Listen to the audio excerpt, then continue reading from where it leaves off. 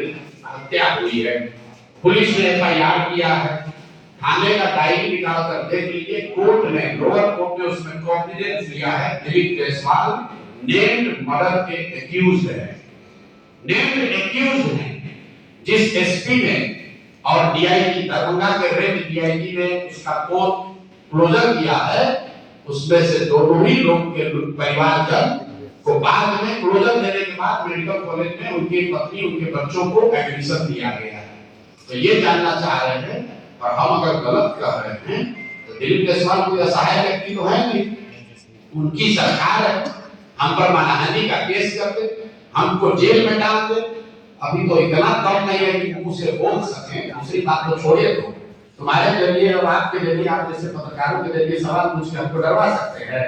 अभी कल घोषणा की है 18 से पहले दिलीप जायसवाल की माफियागिरी का दूसरा किस्त जारी करेंगे कि सीमांचल के एरिया में इस आदमी ने और क्या क्या गलत किया है। चाल चरित्र चेहरा का बात करने वाली भाजपा, उसका अध्यक्ष, उस पर मर्डर का जैसे संगीन आरोप है। आप केस डायरी मैनेज करते हो, कोर्ट को मैनेज करते हो, सिखों के कॉलेज को कब्जा किए हो और समझते हो कि प्रशांत किशोर डर जाएगा, हैं? आपको लग रहा है कि हम ऐसे भक्ति सब करने वाले हैं। इनकी हालत तो ये है कि लालू जी जैसे व्यक्ति, जिसको कोर्ट ने चारा चोर के चारा मामले में दोषी करार दिया, उनको भी अगर आप कहते हैं कि आपने एनिमल हस्बेंड्री में गलती किया, उनके पार्टी वाले भी जवाब देते हैं। दिलीप जायसवाल का मुंह अभी तक खुला नहीं, डर के मारे, और आप जैसे साथियों की मदद से भी नहीं बेचारे बोल पाएंगे। भाजपा का 19 प्रवक्ता है, उनका हिम्मत नहीं है कि एक आदमी जवाब दे दे। प्रशांत किशोर ने बोला है, हम बिहार के छुटभैया नेता नहीं हैं। एक एक फैक्ट, एक एक डेटा, एक एक कागज बनाकर रखे हैं। दिलीप जायसवाल को जवाब देने दीजिए। पहले तो जवाब दे नहीं पाएंगे, अगर देंगे तो उसका पूरा समुचित उपाय दिया जाएगा। जिस अजीब आदमी की बात कर रहे हो, हम गुरदयाल सिंह के स्पोक्स पर्सन थोड़ी ना है भाई। उसी प्रेस कॉन्फ्रेंस में मोलेश्वर सिंह की बेटियां भी बैठी हुई थी, जो आपको शायद नहीं दिखा। उसी मोलेश्वर सिंह की 5 बेटियां हैं, और पांचों करतार सिंह से पहले, आपको अगर जानने की इतनी अगर इच्छा है तो करतार सिंह से पहले उस कॉलेज के कर्ता धर्ता के तौर पर मोलेश्वर सिंह की बेटी थी, जो चंडीगढ़ में रहती है, तो उस कॉलेज को चलवाती है। ठीक है ना? तो पूरी जानकारी मेरे भाई इकट्ठा करो, फिर आकर सवाल कीजिएगा। सवाल करना आपका काम है, पत्रकार आप कर सकते हैं, लेकिन तैयारी पूरा करके आइए। ठीक है ना? पूरी तैयारी करके आइए, तब मजा आएगा सवाल का जवाब देने में। बिहार सरकार ने कैबिनेट से मंजूरी दी है कि 1 करोड़ लोगों को पिछले अगले 5 वर्षों में नौकरी और रोजगार दिया जाए। अच्छी बात है। ये विजन आपका भी है? बिल्कुल ना, मेरा ये विजन नहीं है। हमने कभी आज तक ये नहीं कहा, हम तो मन से कहते हैं कि हम सरकारी नौकरी नहीं दे सकते। पूरे बिहार में नीतीश बाबू कितने दिन से मुख्यमंत्री हैं? 20 साल से। आज बिहार में टोटल मुख्य चपरासी से लेकर मुख्य सचिव तक, संविदा कर्मी इंक्लूडेड, सारे लोगों की संख्या की गणना कीजिएगा तो कुल 23.5 लाख लोग ही सरकारी नौकरी बिहार में करते हैं। तो भैया 20 वर्ष नीतीश कुमार का, 15 वर्ष लालू यादव का, और 40-45 वर्ष कांग्रेस का, ये तीनों जोड़ दीजिएगा तो 23.5 लाख लोगों को ही सरकारी नौकरी बिहार में आज मिली। मेरा आंकड़ा नहीं है। कंट्रोलर ऑफ ऑडिटर जनरल जब लोगों को सैलरी मिलती है तो सीएजी उसको ऑडिट करता है। जाकर सीएजी का रिपोर्ट जाकर पढ़ लीजिए। तो जिस राज्य में 75 साल में सिर्फ 23.5 लाख नौकरी मिला, वहां पर तेजस्वी यादव कहते हैं कि हम 10 लाख नौकरी दे दिए, और नीतीश कुमार कह रहे हैं हम 1 करोड़ नौकरी दे देंगे। तो दो सवाल है मेरा भाई कि चलिए मान लिया हम आज से ही इनको अकल आई है, तो अगर 5 वर्ष में 7 वर्ष में 1 करोड़ नौकरी दीजिएगा, मतलब हर साल 12 लाख हुआ, तो 1 महीने में 1 लाख। तो भैया अभी 3 महीना है चुनाव से पहले, छोड़ो 1 करोड़ का बात, अभी से लेके चुनाव तक 3 लाख नौकरी देकर दिखा। अभी 1 लाख दे दो, हम मान लेंगे भाई कि रन रेट शुरू हो गया। क्रिकेट मैच देखते हैं ना, 300 रन बनाना होता था, अभी कहता ना कि 8 के औसत से रन बनाना है। अगर आपको 1 करोड़ नौकरी देनी है तो कम से कम 1 से 1.25 लाख नौकरी हर महीने देना है। चुनाव के बाद दीजिएगा कि नहीं दीजिएगा वो तो बात की बात है, क्योंकि 20 वर्ष तो आपने दिया नहीं। लेकिन मान लीजिए आपके पास अभी कोई आकाशवाणी हो गई, भगवान ने आपको कोई नया ज्ञान दे दिया, अब आपको लग रहा है कि आप दे सकते हैं, तो चलिए जब जाके तभी सवेरा अगस्त से ही चालू कर दीजिए।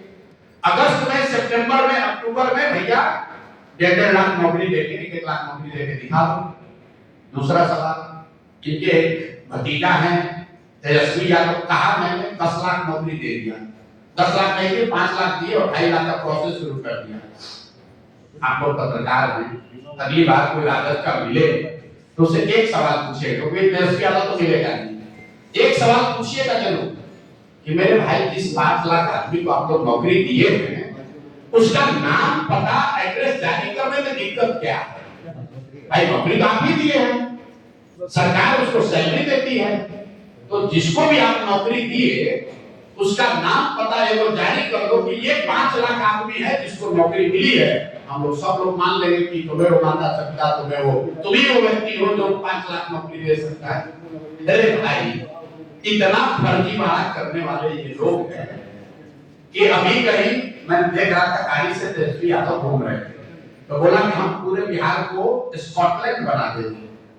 कभी गलती से गए हो क्या स्कॉटलैंड घूमने लूट के पैसे से? तो कहता है पूरे बिहार को स्कॉटलैंड बना देंगे। आपने, हमने सुना है मोदी जी ने कहा था बनारस को क्वेटो बना देंगे। तो भैया हम लोगों को क्वेटो और स्कॉटलैंड नहीं बनाना है, बिहार में जीने रहने खाने की व्यवस्था हो जाए, लोगों के लिए पढ़ाई, रोजगार, खाना और तन पर कपड़ा हो जाए। पहले उसकी व्यवस्था तो 35 वर्ष में कर नहीं पाए, 1 करोड़ नौकरी दे देंगे, सबको 2,500 रुपया दे देंगे। अब बताइए, कल मैं पेपर में देख रहा था कांग्रेस वाले 50 छापे हैं 2,500 रुपया महीना देंगे। तो आप बताइए, राहुल गांधी इतने बड़े विद्वान हैं, कांग्रेस पार्टी में भी चिदंबरम जैसे बड़े बड़े इकोनॉमिस्ट हैं, अगर 2,500 रुपया बिहार में हर महिला को दिया जा सकता है, इतनी बड़ी योजना से कर्नाटक के महिलाओं को क्यों राहुल गांधी वंचित कर रहे हैं? भाई कर्नाटक में भी तो महिलाओं को सशक्तिकरण होना चाहिए, तेलंगाना में भी तो महिलाओं का सशक्तिकरण होना चाहिए। बिहार में तो जब सरकार बनेगी तब बनेगी। कर्नाटक और तेलंगाना की महिलाओं को 2,500 रुपये महीना जरा दे के दिखा दो। कर्नाटक और तेलंगाना जैसे धनी राज्य भी सभी महिलाओं को 2,500 रुपया नहीं दे सकते हैं, और बिहार में आकर राजद का पिछलग्गू दल कांग्रेस, जिसका पूरा अस्तित्व ही 40 सीट पर लड़ने का जुगाड़ करने का है, वो कह रहे हैं लोग कि हम लोग 2,500 रुपया महीना दे देंगे। अगर 2,500 रुपया आप यहाँ महिलाओं को देंगे, नोट कर लीजिए, 6 करोड़ महिला रहती है। अगर बच्चियों को हटा भी दे, नाबालिग बच्चियों को हटा भी दे, तो भी 4.5 से 5 करोड़ महिला हुई। अगर 2,500 रुपया हर महिला को दोगे तो 1,50,000 करोड़ रुपया हर साल, उससे ज्यादा पैसा खर्च होगा। बिहार का उतना बजट ही नहीं। तो हमने कल ही कहा कि भाई चिदंबरम जी आके, छोड़िए राहुल गांधी की कितनी समझ छोड़िए, चिदंबरम जी एक बार पटना आ जाए और वो बिहार की जनता को एक्सप्लेन कर दे कि ये 1.5 लाख करोड़ रुपया आएगा कहां से। अगर चिदंबरम जी सब इसको एक्सप्लेन कर दे, हम मान लेंगे कि हाँ भाई ये आरजेडी कांग्रेस की सरकार ये कर सकती है। लेकिन चिदंबरम जी आकर ये बता दे बिहार में कि कहां से 2,500 रुपया हर महिला को दिया जाएगा, और क्यों ये योजना कांग्रेस की सरकार कर्नाटक में या तेलंगाना में या तमिलनाडु में क्यों नहीं कर पा रही है। ये चिदंबरम आकर बता दे, बिहार की जनता मान लेगी। अरे भाई ये वोट लेने का निरा बेवकूफ बनाने का उपाय है, ना ये मिल सकता है ना इनको देना है। आप और हम ग्रुप बन के इसमें फंसेंगे और फिर कल रोएंगे कि हमको उठा दिया। शिक्षा से जुड़ा एक सवाल है, प्रिंसिपल के कई ऐसे कार्यकर्ता जो खुद को भावी उम्मीदवार कहते हैं, महीनों से वो क्षेत्र में काम करते थे और उन्होंने अब पार्टी छोड़ दिया। ठीक है, उनका ये कहना है, उनका इल्जाम है आपके ऊपर कि आपकी नीति बदल गई। जो नीति आपकी पहली थी, स्वच्छ छवि, साफ सुथरी राजनीति, सही लोग, सच्ची बात, ये आपका, आप इसे दिख गए हैं, उस प्लेटफॉर्म पर नहीं है।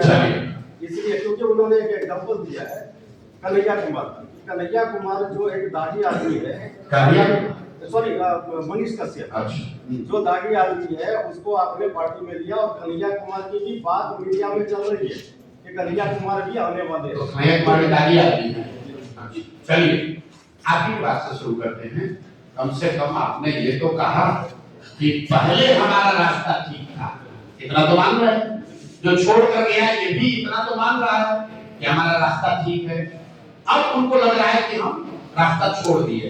तो भाई अगर रास्ता छोड़ दिए हैं तो आज आप ये बताइए कि जमसुराज साल भर पहले जितने लोग जमसुराज को पूर्णिया में जानते थे या जितने लोग जमसुराज से जुड़े थे उससे आज ज्यादा लोग जानते जुड़े हैं या उससे कम लोग जुड़े हैं? आप बता दीजिए मेरे भाई। जमसुराज होता ये है, आप गांव देहात में देखे होंगे, बस स्टैंड पर पौधा गए होंगे, आप बस में बैठने के लिए आप मारामारी करते हैं। जैसे ही आप बस में बैठ जाते हैं बस खुलने वाली है, तो जब आप बस में बैठना चाहते हैं तो आप चाहते हैं कंडक्टर को रोको रोको रोको, हमको बस में बैठना है। जैसे ही बस में आप बैठ गए अब आप सोचते हैं कि बस खुल जाए अब दूसरा कोई ना बैठे और कंडक्टर है रोके रहता है और आप हम बस में कितना भी बैठा हो आगे बढ़ो, क्योंकि आपकी जगह मिल गई। आप चाहते हैं कि कोई दूसरा ना आए, मैं ही बस में आराम से 2 सीट लेकर हम ही बैठे। तो यही मानसिकता होती है आदमी की। जो लोग राजनीति के जरिए राजनीति कर रहे हैं वो आ गए जमसुराज में, वो चाहते हैं कि तरक्की तो हो लेकिन कंपटीशन ना हो, कोई दूसरा ना आए, कोई दूसरा दावेदार ना आए। ये तो भाई संभव नहीं है। जिस दिन हमारे मनीष कश्यप, आपने कहा मनीष कश्यप दागदार आदमी, किस तरीके से दागदार है?